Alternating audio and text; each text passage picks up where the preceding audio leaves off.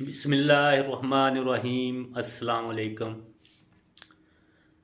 आज का मौजू है हमारा इस व्लॉग का कि जिस तरह मैंने पिछले व्लॉग में बात की थी कि हमें लोकल सतह पर अब अपनी ज़रूरियात ज़िंदगी की जो चीज़ें हैं वो पैदा करनी चाहिए, जिससे मुल्क में खुशहाली भी हो, मुल्क तरक्की याफ्ता भी हो और महंगाई का जो ज़ोर पकड़ा हुआ है महंगाई ने वो भी टूटे। लेकिन ये चीज़ें, इसमें कोई चीज़ शक नहीं है कि ये हकूमत की मदद के बगैर यहाँ इस तक पहुँचना मुमकिन नहीं है। लेकिन आज एक मेरी नज़र से खबर गुज़री जिससे मैं बड़ा अफसरदा हुआ कि आरव वाला में एक शख्स जो है वो गोबर गैस से इलेक्ट्रिसिटी पैदा करके इर्द गिर्द के घरों को सप्लाई करता था, बिजली पैदा करके इर्द गिर्द के अपने हमसायों को, अपने महल्लेदारों को बिजली जो है वो प्रोवाइड करता था। और गवर्नमेंट ने उसके ऊपर एक्शन लिया और उसको पकड़ लिया, उसके ऊपर एफआईआर दर्ज कर दी। जब मैंने ये खबर पढ़ी तो मैं बहुत ज़्यादा परेशान हुआ कि मैंने कहा यार, हम कोशिश कर रहे हैं कि मैं पर्सनल लेवल पर ये कोशिश कर रहा हूँ कि मैं अपने नौजवानों को हिम्मत दिलाऊं, उनको कहूँ कि हिम्मत पैदा करें और लोकल सतह पर हम अपनी जो हैं वो प्रोडक्शन करें और उससे जो हमारे ऊपर आईएमएफ वगैरह के जो बैरूनी ताकतें हैं उनके जो हमारे ऊपर शराइत हैं, हम वहाँ से अपनी जान छुड़ाएं, हम अपनी एक्सपोर्ट को बढ़ाएं और अपनी लोकल सतह के ऊपर प्रोडक्शन करें, बिजली पैदा करें आसान तरीक़ों से। जिस तरह के मैंने पन बिजली के ऊपर एक व्लॉग किया था। तो अभी मैं जब ये गोबर गैस के जो दोस्त हमारा, जो टैलेंटेड नौजवान हमारा बिजली पैदा कर रहा था, तो उसकी मैंने जब खबर पड़ी कि उसको पकड़ लिया है और उसके ऊपर एफआईआर दर्ज कर दी है, तो मैं बड़ा परेशान हुआ। मैंने कहा यार कि ये क्या चक्कर है भाई, हम लोगों में अंदर एक हौसला पैदा कर रहे हैं, उनके अंदर हिम्मत पैदा कर रहे हैं कि वो ऐसी चीज़ें, ऐसे यूनिट बनाएं जिससे आवाम मुस्तफ़ीद हो, उनको सस्ती इलेक्ट्रिसिटी मिले, सस्ती गैस मिले, सस्ता पेट्रोल मिले, या गाड़ियां हम पेट्रोल से निकल कर उसके अल्टरनेट पर ले जाएं। कोई ऐसी चीज़ हम पैदा करेंगे जिससे पेट्रोल पर गाड़ी इस्तेमाल ही ना हो, पेट्रोल गाड़ी में डले ही ना। तो ये दो चीज़ें गवर्नमेंट ने प्रोवाइड करनी थी। गवर्नमेंट ने नौजवानों के अंदर उनके अंदर हिम्मत पैदा करनी थी, उन्हें उनकी हौसला अफजाई करनी थी। तो ये तो उनकी हौसला शिकनी करनी शुरू कर दी। मुझे बहुत अफसोस हुआ। मैं ये देखें कि हम बहसीत शहरी पाकिस्तानी, हमारी ये ख्वाहिश है कि हम तरक्की याफ्ता ममालिक में शामिल हों। वो हमारे मौजूदा वज़ीर आज़म साहब जो है, निगरान वज़ीर आज़म अनवारुल्लाह काकड़ साहब, वो भी सुन रहे हैं। हमारे मुक़्तदर ताकतों के जो सरबराहान हैं वो भी ये हमारा प्रोग्राम देखते होंगे या नहीं देखते, शायद, मुझे इसका इल्म नहीं है। लेकिन अगर देखते हैं तो उनको मेरी उनसे गुजारिश है कि ऐसा इक़दाम मत करें कि जिससे हम हमेशा के लिए तरक्की पजीर ही रहे या हमारा मुल्क तरक्की कर ही ना सके। हम हमेशा गुर्बत की निचली जो लकीर है उससे भी नीचे रहें। हमें क्यों ऐसा ये किया जा रहा है? अगर कोई नौजवान ने गोबर प्लांट से बिजली पैदा करके वो अपने हमसायों को, अपने गाँवों को, अपने महल्लेदारों को देता था, तो गवर्नमेंट ऑफ पाकिस्तान के ऊपर ऐसी कौन सी क़यामत टूट पड़ी? या आरव वाला में वो कौन सा गैपको के ऊपर, कौन सी गैपको कह रहा हूँ, वापडा के ऊपर कौन सी जो है वो गैपको है, लेस्को है या मेस्को है या पेस्को है, जो भी है, उनके ऊपर कौन सी क़यामत गुजर गई?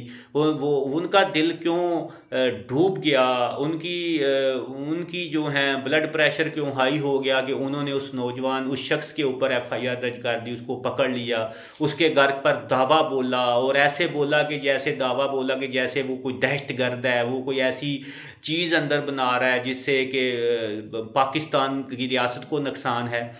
तो ये तो सारे काम ऐसे यूनिट लगाने के लिए बाहर की दुनिया में तरक्की याफ्ता ममालिक में गवर्नमेंट नौजवानों की हौसला अफजाई करती है, आवाम की हौसला अफजाई करती है, जिससे उनको बेनिफिट होता है, गवर्नमेंट के ऊपर बोझ कम हो जाता है। लेकिन ये कैसी गवर्नमेंट है, कोई पूछने वाला नहीं है। चंद साल पहले एक दोस्त है, उसने पानी से गाड़ी बनाने का दावा किया और ये एक ऐसा माफिया बीच में आ गया कि जिनकी रोजी रोटी बंद हो जानी थी, जो एक सरमायाकार लोग थे, वो ऐसे लोग बीच में आ गए कि उन्होंने उस शख्स को पागल तक करार दे दिया। बाद में वो बेचारा मिला भी नहीं।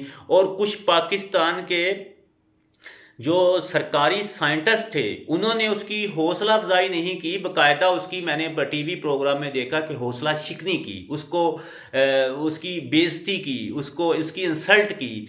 तो ये भी तो एक इंसल्ट आपने अरब वाला में की है कि अगर कोई शख्स अपने एक नेचुरल सोर्सेस से, गोबर से वो इलेक्ट्रिसिटी पैदा करके अपने इर्द गिर्द के लोगों को बिजली दे रहा है, तो भाई गवर्नमेंट को कहाँ पर तकलीफ हुई है, गवर्नमेंट का कहाँ पर लॉस हुआ है? गवर्नमेंट को तो हौसला अफजाई करनी चाहिए ऐसे नौजवानों की।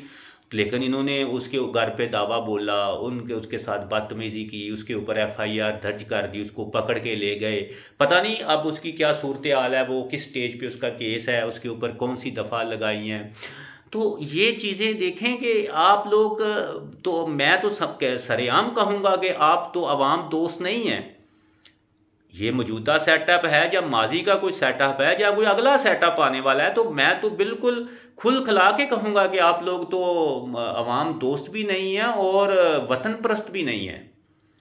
आप तो IMF के एजेंट हैं, आप तो IMF के शिकंजों में जकड़े हुए हैं और आप हमारी खून पसीने की कमाई जो हम कमाते हैं, मेहनत करते हैं, हमारी जेबों से मुख्तलिफ तरीक़ों से निकालते हैं, कोई टैक्सेस की मद में, इलेक्ट्रिसिटी की मद में, पेट्रोलियम मसनूआत की कीमतों में इजाफा करके, सुई गैस की कीमतों में इजाफा करके, और वो IMF को आप मजबूत कर रहे हैं बजाय इसके कि आप पाकिस्तान को मजबूत करें।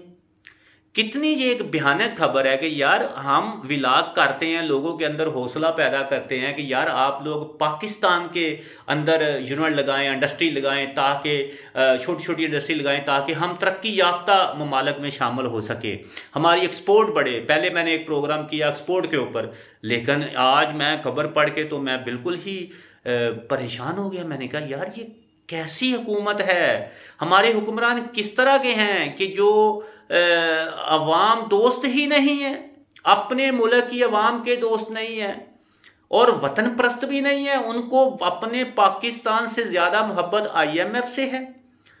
तो बड़ी शर्मिंदगी वाली बात है जी, इसका जितना भी एहतजाज किया जाए वो कम है।